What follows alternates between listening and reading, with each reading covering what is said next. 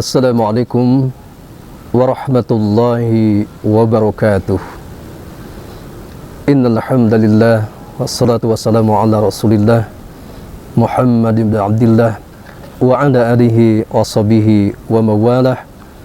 La haula wala quwata illa billah. Ma ba'du.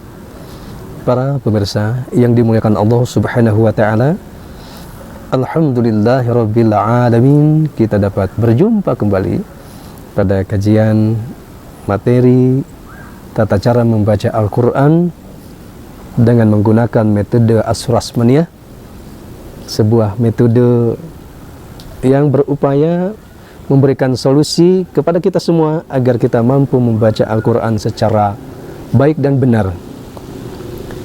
Metode Asyurasmaniyah adalah hasil penelitian, hasil riset yang cukup lama, sehingga menggunakan sistematika dan metodologi pengajaran yang insya Allah sangat bagus sekali. Bisa digunakan untuk para pemula dari tingkat anak-anak maupun sampai dewasa. Juga isinya walaupun hanya 1 jilid tetapi lengkap, yaitu dilengkapi dengan periwayatan membaca Qur'annya, ya, ilmiah ilmu tajwidnya, juga berdasarkan bacaan Al-Quran, riwayat Hafiz an Asim, Thorik Syatibiyah. Ini kelebihan daripada metode Asyurasmaniyah. Keterangannya sangat rinci, termasuk satu hukumnya diurai, diberikan contoh-contoh yang mudah, contoh-contoh yang banyak. Ketika kita mempelajari Al-Quran, sebelum masuk kepada Al-Quran, mulai dari Al-Fatihah, terlebih dahulu diberikan prolog, pendahuluan, pembekalan, yaitu 11 materi utama yang pernah kita bahas, ya. Tinggal dilihat lagi, ya, episode pertama apa, kedua apa. Itu menyangkut hukum-hukum yang berkaitan dengan tata cara membaca Al-Quran yang ada pada metode Asyurasmaniyah. Kemudian pada kesempatan kali ini kita akan melanjutkan teori praktek membaca Al-Quran dan sedikit pembahasan tentang ilmu tajwid, supaya kita tidak lupa hukum-hukum yang pernah kita pelajari. Oleh sebab itu mari kita simak, ya, pada Mushaf Al-Quran Rasam Utsmani pada halaman 3 mulai ayat 6, ya. Saya akan bacakan, para pemirsa silakan menyimak di rumah masing-masing, di tempat masing-masing. A'udzu billahi minasy syaithanir rajim. Innal ladzina kafaru sawa'un 'alaihim أأنذرتهم أم لم تنذرهم لا يؤمنون ختم الله على قلوبهم وعلى سمعهم وعلى أبصارهم غشاوة ولهم عذاب عظيم ومن الناس من يقول آمنا بالله وباليوم الآخر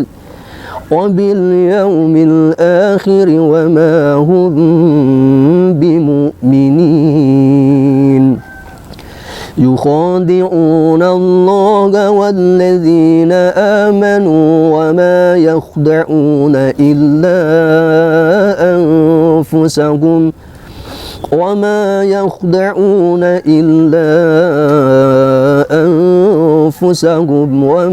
يشعرون في قلوبهم مرض فزادهم الله مرضا ولهم عذاب أليم بما كانوا يكذبون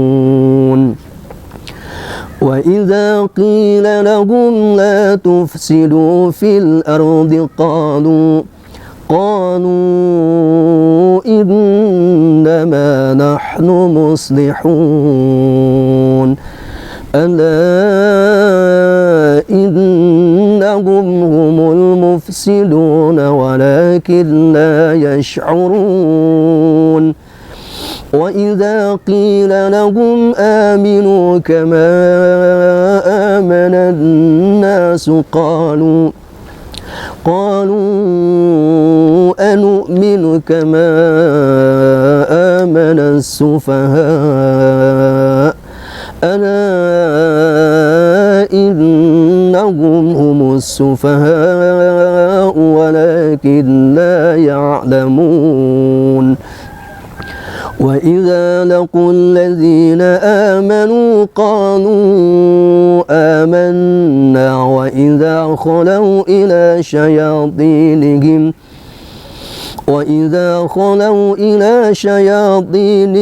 قالوا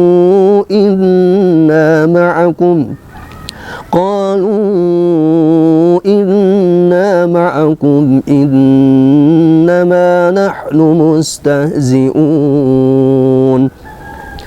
الله يستهزئ بهم ويمدهم في طغيانهم يعمهون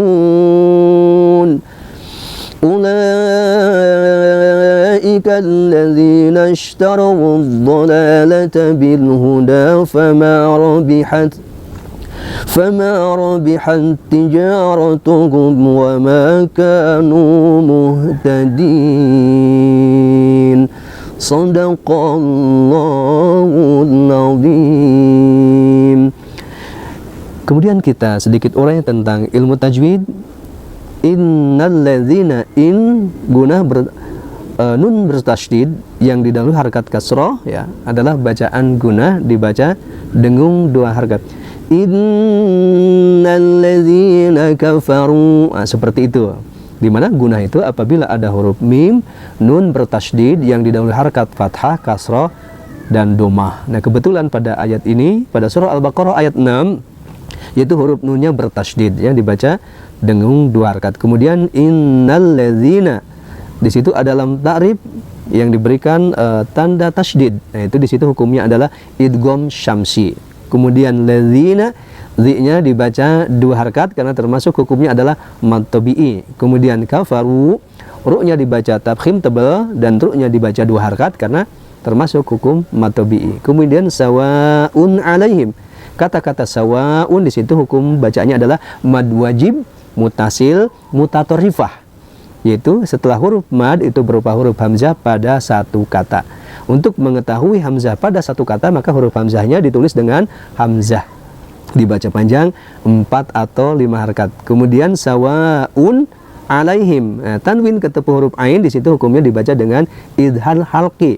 Nah posisinya di wastul halqi dibaca jelas, tidak boleh didengungkan, tidak boleh dipanjangkan. Kemudian alaihim, di situ harfulen ya, karena huruf iya mati yang didahului harkat fathah disebut dengan harfulen, yaitu dibaca panjang 1,5 harkat, tidak boleh dibaca 1 harkat, tidak boleh dibaca 2 harkat. Kemudian alaihim, itu mim mati ketemu dengan huruf hamzah, di situ namanya adalah idhar syafawi. Kemudian a'anzartahum, di situ nun mati ketemu huruf zal, hukum bacanya adalah ikhfa ya, posisi ikhfanya adalah ikhfa ausad. Kemudian a'anzartahum, ro-nya disukunkan didahului harkat fathah, berarti ro-nya dibaca tebal, dibaca dengan tafkhim. Kemudian a'anzartahum, hum-nya dibaca idhar syafawi karena huruf mim mati yang bertemu dengan huruf hamzah. Kemudian amna juga, am dibaca dengan idhar syafawi, dibaca jelas. Lam juga termasuk bacaan idhar syafawi ya, mimnya dibaca jelas, tidak didengungkan. Kemudian tunzir, tungnya itu nun mati ketemu zal, itu hukumnya adalah ikhfa, ikhfanya ikhfa ausad. Kemudian zir, huruf ro sukun di dalam harkat kasrah dibaca dengan tipis yaitu tarqiq. Kemudian hum, mim matinya ketemu huruf lam dibaca jelas yaitu hukumnya idhar syafawi. La-nya mad tabi'i dibaca 2 harkat. Kemudian la yu'minun dibaca 2, 4, 6 harkat karena hukumnya adalah mad arlis sukun ya. Nah ini beberapa uraian singkat untuk mengulang pelajaran-pelajaran atau materi yang pernah kita pelajari, yaitu pada 11 materi utama yang ada pada buku metode Asyurasmaniyah. Nah, kemudian tentunya dari sisi kandungannya bisa dilihat di masing-masing di rumah, yang intinya adalah orang-orang kafir ya, orang-orang yang mengingkari kebenaran Allah, kebenaran Rasulullah, kebenaran Al-Quran, itu sama saja bagi mereka itu. Diberikan peringatan atau tidak juga ya, mereka tetap tidak akan beriman. Kenapa? Karena pada prinsip dasarnya kenapa orang itu kafir ya, karena tidak mampu menggunakan akal sehatnya untuk melihat, memahami kebenarannya, kebesaran ciptaan Allah Subhanahu wa taala yang terhampar di bumi yang sangat luas, juga langit yang sangat luar biasa. Nah, andai kata ya manusia itu menggunakan akal sehatnya di dalam memahami kehidupan, tentunya mereka akan beriman ya kepada kebesaran Allah Subhanahu wa taala, ya akan mampu ya mentaati perintah-perintah Allah dan berusaha akan menjauhi terhadap larangannya. Kemudian ayat berikutnya ya sampai bawah itu tanda-tanda orang-orang munafik, di mana orang-orang munafik itu salah satu tandanya itu mempunyai penyakit dalam hatinya ya, hatinya sakit. Oleh sebab itu tentunya kita berharap agar para pemirsa tidak mempunyai penyakit hati ya. Penyakit hati itu buang jauh-jauh ya.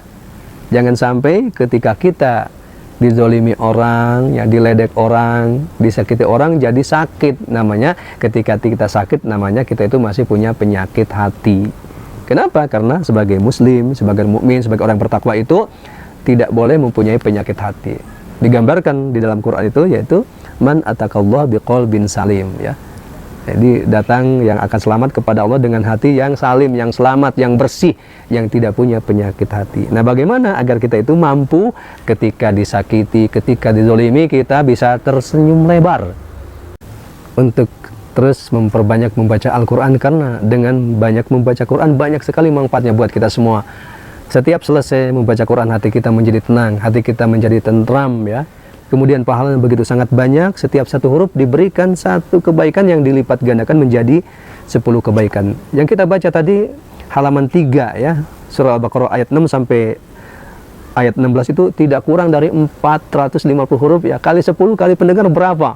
Pahalanya begitu sangat banyak ya. Kemudian pastikan bahwa Quran yang kita baca akan menjadi penerang di kegelapan alam kubur, dan kelak menjadi syafaat di yaumil qiyamah, menjadi penolong kepada kita sebagai pembacanya. Mudah-mudahan kita semua terus berupaya memperbanyak membaca Al-Quran.